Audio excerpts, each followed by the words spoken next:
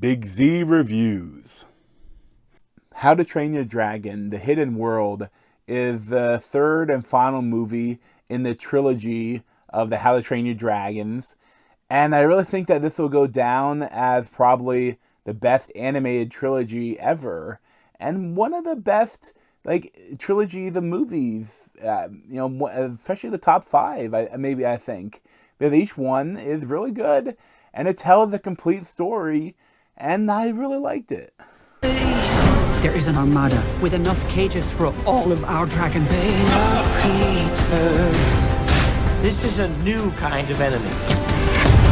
We need to find the hidden world. I will destroy everything you love. Toothless, no! You're nothing without your dragon. So this was written and directed by Dan DeBlois, and it stars, all the same cast as the previous films. Even ones that may not be around in this one make a couple of appearances in it. And it has a couple of new, a new villain. And that's probably the weakest part of the film. Because, there's so much in here that I really loved. And the whole idea of them having to try to find this hidden world where dragons come from, and somewhere that they can be, safe and not be hunted and killed by the humans that hate them. There's also a kind of love story, between Hiccup and his girlfriend, and between the dragon and the Night Fury, and he finds Light Fury, a female version, where they thought that they were all wiped out, but there's a female version, and that there's some really great stuff which is almost completely silent. Well, not silent, but there's no dialogue. And these scenes are so funny and charming, and it's very different, in an anime film to have these scenes that they're not short scenes too, and they're real hilarious, but they're also kind of heartfelt and really interesting, and it's not something you normally see in a regular a kid's animated film. And as I'm not a kid, but I still really enjoyed it. It doesn't hurt that I'm a big fan of dragons.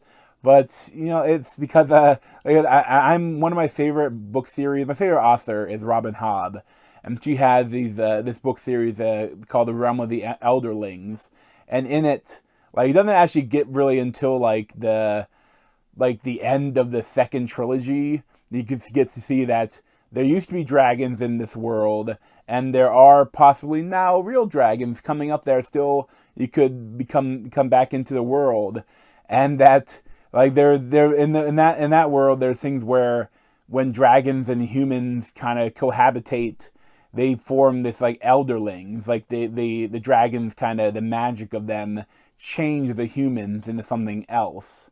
And I felt like this is maybe the closest I would get to elderlings on the big screen. I'd love to get an actual series from that, but I doubt. I don't know if we ever will. So this may be the closest I'll get to elderlings and dragons. As far as the weakest part of this film, though, it's definitely the new villain. And he's fine. He's a big baddie. He's a guy that will get them to progress the story, progress the plot. He'll be the action for, they have to get away from this guy. He's hunting Night Furies, and he's killed all the other Night Furies in the world, and he wants to kill Toothless.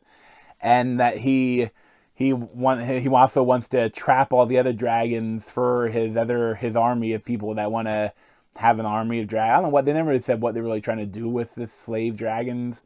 But, this guy, he has, he has these venomous dragons that he's enslaved with their own venom, and he wants to, kill the Night Furies. And of course, Hiccup is not gonna let him do that, so he has to fight him, and he has to do all the things the plot needs him to do. But I think the problem with him is that beyond that, he looks kind of generic. They don't give him a good backstory.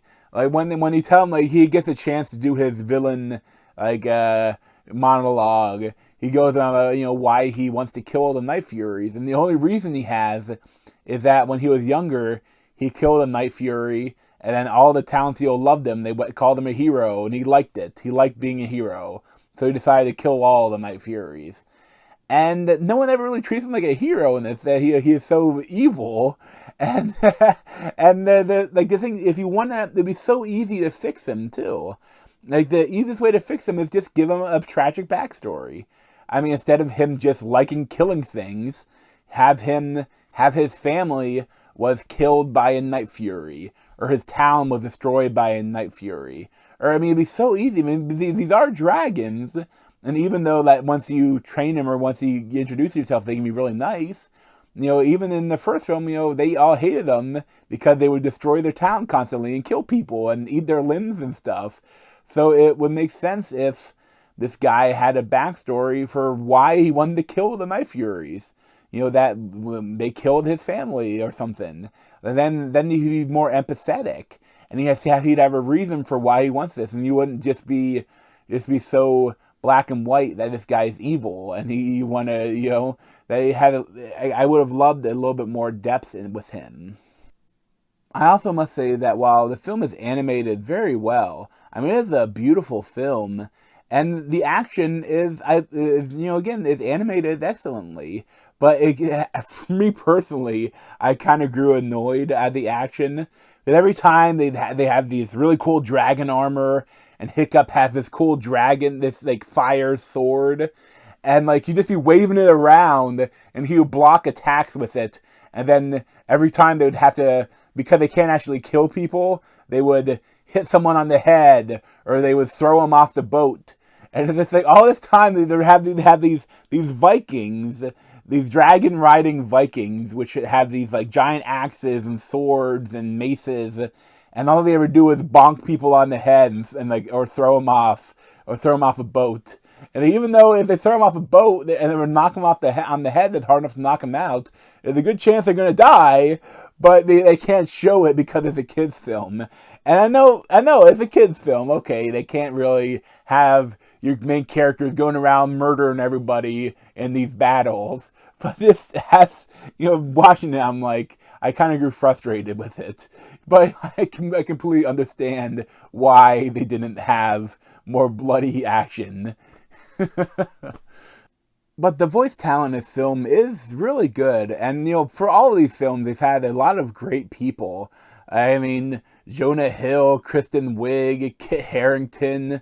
I mean, there's a lot of, like, all of his friends. There are a lot of really funny people. And it's too bad that in the previous films, like, the characterization of his friends is very light. You don't actually get much time with them.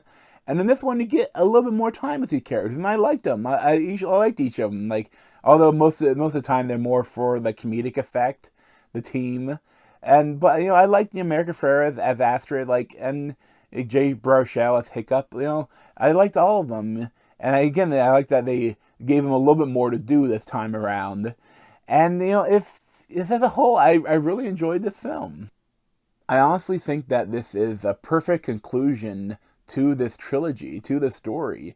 Like, they set up, they have a really nice end and epilogue, and things they do to wrap things up I found it kind of to be perfect. And I think that, looking at what other trilogies they have, like for animated movies, like, especially because Toy Story now is going to have a fourth movie, this is definitely the best animated trilogy ever. And it's one of the better film trilogies ever. Because it kind of wraps everything up really well, and it's a great story. It has a familiar theme through the three movies, and I thoroughly enjoyed it. I would definitely recommend it if you've watched the other movies. And if you haven't watched the other movies, I don't know if it's probably better to watch them at home and then watch this one. But, you could watch it, but you'll be missing a lot of stuff that happened previously.